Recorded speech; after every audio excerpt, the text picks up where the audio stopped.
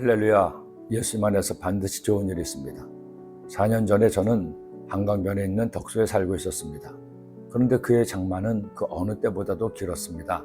50일 이상 이어진 장마에 국지성 호우로 전국 곳곳에서 물난리가 나고 수많은 이재민이 고통을 겪기도 했습니다. 중부지방도 예외는 아니었습니다. 마치 쏟아붓는 듯한 호우로 한강 상류댐들이 만수에 이르고 결국 대규모로 방류를 해야 했습니다.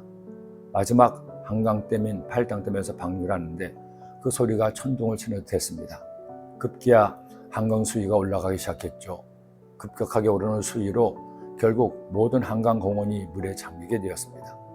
제가 평소에 즐겨 걷던 강변길이 모두 물에 잠기고 강으로 변해버렸습니다.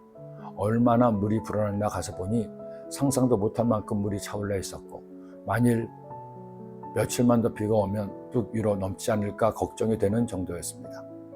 그렇게 불어버린 물로 더 커진 한강에 수마로 생긴 아픈 상처들이 생겨났습니다. 수많은 쓰레기가 강변으로 몰려드는 것이었죠. 큰 드럼통들을 위시해서 갖가지 온 물과 쓰레기들이 그때 내려가는데 세상 우리 주위에 정리해야 할 많은 것이 있어야 함을 생각하게 되었습니다. 그런데 이것은 눈에 보이는 쓰레기만은 아닙니다. 눈에 보이지 않는 영혼의 쓰레기들이, 죄악의 쓰레기들이 우리의 영혼을 더럽히고 있습니다. 음행과 온갖 더러운 것과 탐욕은 너희 중에서 그 이름조차도 부르지 마라. 이는 성도에게 마땅한 바니라. 예수님께서 자신을 버리시고 우리를 죄에서 구원하셨죠. 그러니 우리는 죄의 쓰레기로 가득한 자가 되어서는 안 됩니다. 악하고 더러운 말과 행동으로 자신을 더럽혀서는 안 됩니다. 우리는 하나님의 자녀답게 이처럼 살아야 합니다. 너희가 전에는 어둠이더니 이제는 주 안에서 빛이라. 빛의 자녀들처럼 행하라. 빛의 열매는 모든 착함과 의로움과 진실함에 있느니라. 저는 이 말씀을 항상 제 삶의 거울로 생각하고 묵상하고 저 자신을 비춰봅니다. 한 사람의 그리스도인으로서 과연 빛의 자녀들처럼 살고 있는지, 모든 죄의 쓰레기들을 예수님의 보혈로 씻어버리고 착하게, 의롭게, 진실하게 살고 있는지 돌아봅니다. 그래서 오늘은 어제보다, 내일은 오늘보다 더 빛의 자녀처럼 살려고 노력하고 기도하며 하나님의 은혜를 구합니다. 사랑하는 여러분, 세상은 갈수록 악해집니다.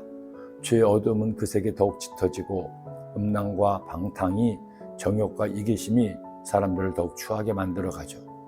이런 시대를 사는 그리스도인들마저 그들과 같은 모습으로 살아간다면 우리는 더 이상 빛의 자녀가 아닙니다.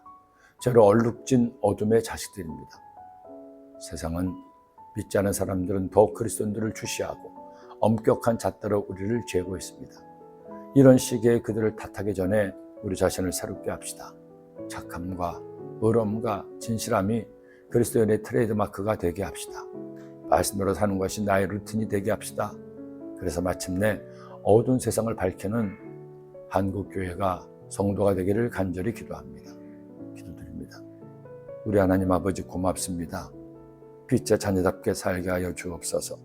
착함과 의로움과 진실함이 저의 삶의 방식 되도록 인도하여 주옵소서. 예수님의 이름으로 기도드립니다. 아멘.